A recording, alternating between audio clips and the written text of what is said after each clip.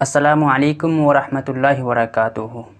मोहतरम नाज़रीन, हमारे मुआशरे का हर बच्चा और वालिदैन खुली आँखों से ये देख लें कि अल्लाह का हुक्म 5 नमाज़ें कितनी ज़रूरी है और तिलावत कुरान के साथ साथ पर्दा और नज़रों की हिफाजत कितनी ज़रूरी है। इस हवाले से कुछ बयान करने जा रहा हूँ। इससे पहले गुजारिश ये है कि अगर अभी तक हमारे चैनल को सब्सक्राइब नहीं किए हैं तो सब्सक्राइब कर लें और साथ में बेल आइकन को भी प्रेस कर लें ताकि हर वीडियो का नोटिफिकेशन आप तक पहुंचता रहे।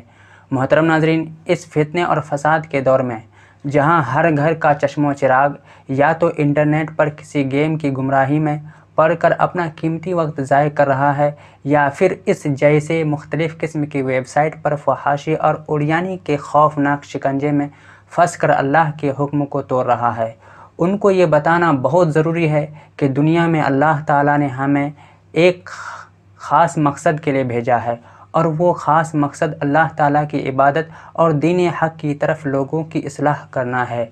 लेकिन आज के दौर में हम देखते हैं कि इंटरनेट के ज़रिए शैतानी क़ुव्वतों की एक बहुत बड़ी तादाद हमारे नौजवान नस्ल को अल्लाह से दूर करने पर अपना पूरा ज़ोर लगा रही है।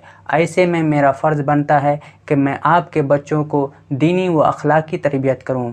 दरअसल मैं चाहता ये हूं कि हमारे मुआशरे का हर बच्चा और वालिदैन खुली आँखों से ये देख लें कि अल्लाह का हुक्म 5 नमाज़ें कितनी ज़रूरी है, तिलावत कुरान के साथ साथ पर्दा और नज़रों की हिफाजत करना कितनी ज़रूरी है।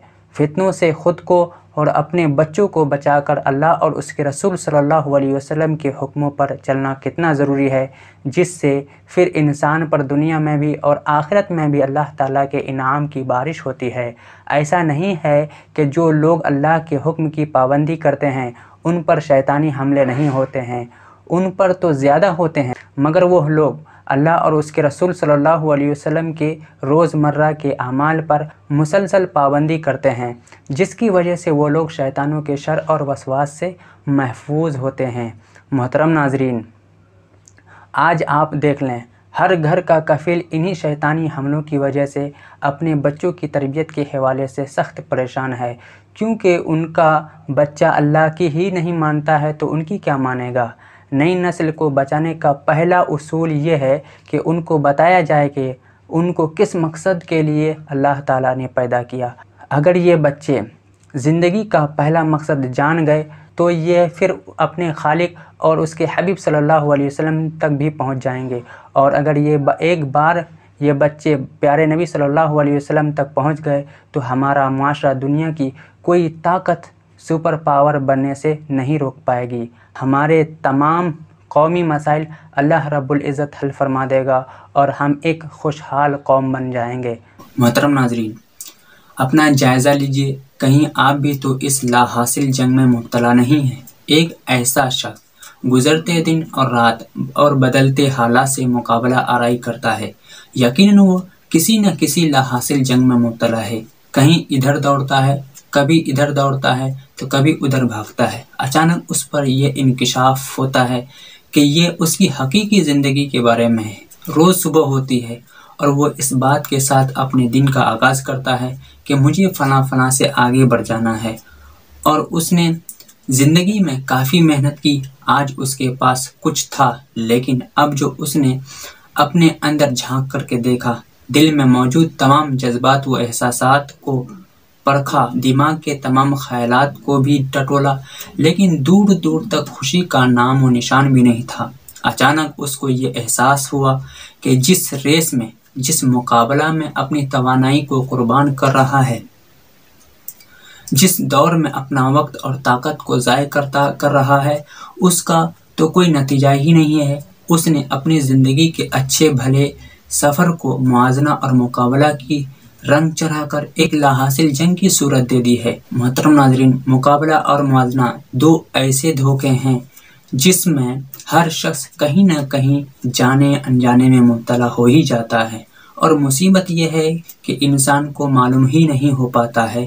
दरअसल हमारे जहन को शुरू ही से ऐसी तरबियत मिली होती है مگر ہم غیر محسوس طریقے سے بلاؤں میں مبتلا ہوتے چلے جاتے ہیں۔ موازنہ کا مطلب یہ ہے کہ اپنے آپ کو اور اپنی حاصل شدہ نعمتوں کو ترازو کے ایک پلڑے میں رکھنا اور دوسرے پلڑے میں کسی اور شخص کی اور اس کی تمام نعمتوں کو رکھ کر تولنا، اور اس بات کا اندازہ لگانا کہ یہ شخص مجھ سے زیادہ اہمیت کیوں رکھتا ہے، اس کے پاس فلاں چیزیں ہیں اور ہمارے پاس کیوں نہیں ہے۔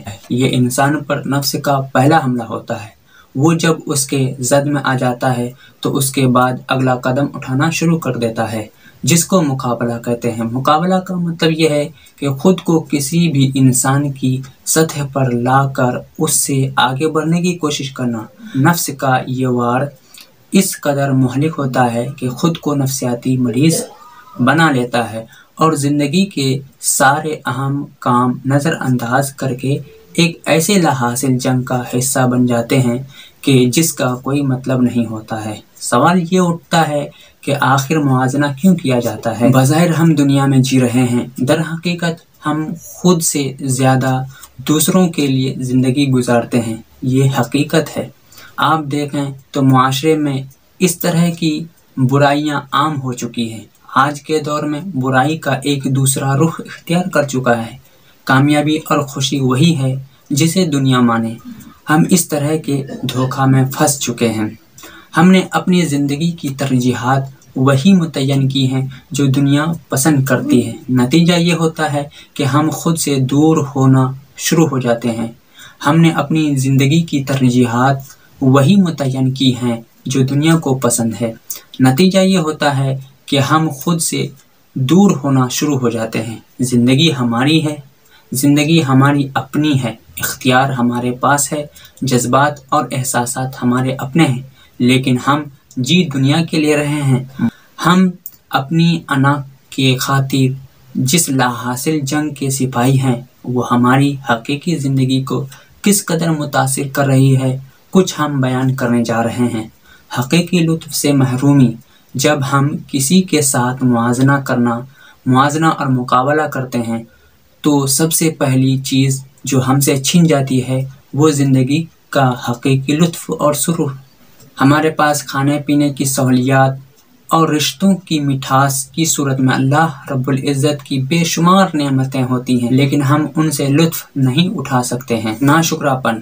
موازنے کی دوڑ میں بھاگنے والا در حقیقت ناشکرے پن کا اظہار کر رہا ہوتا ہے۔ وہ اس چیز کو حاصل کرنا چاہتا ہے جو اس کے پاس نہیں ہوتا ہے، لیکن جو اس کے پاس ہوتا ہے اس پر شکر کرنا بھول جاتا ہے، اور ناشکری انسان کو اللہ سبحانہ وتعالیٰ کی رحمت سے دور کر دیتے ہیں۔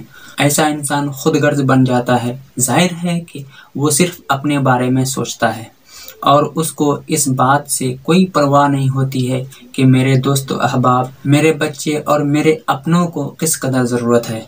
موازنہ اور مقابلہ کو سمجھنے کے لیے اگر ہم دین اسلام کے ضابطۂ حیات پر نظر ڈالیں تو ہمیں ایک بہترین حدیث پاک مل جاتی ہے، جیسا کہ رسول اللہ صلی اللہ علیہ وسلم کا ارشاد ہے، ان لوگوں کی طرف دیکھو جو دنیاوی اعتبار سے تم سے کم ہو، اور ان لوگوں کی طرف نہ دیکھو جو تم سے اوپر ہو۔ اس سے واضح ہو جاتا ہے کہ دین اسلام نے موازنے کا معیار دنیا کو نہیں رکھا ہے، بلکہ پیغام دیا ہے کہ دنیا کے بجائے دین میں ایک دوسرے سے بڑھنے کی کوشش کی جائے۔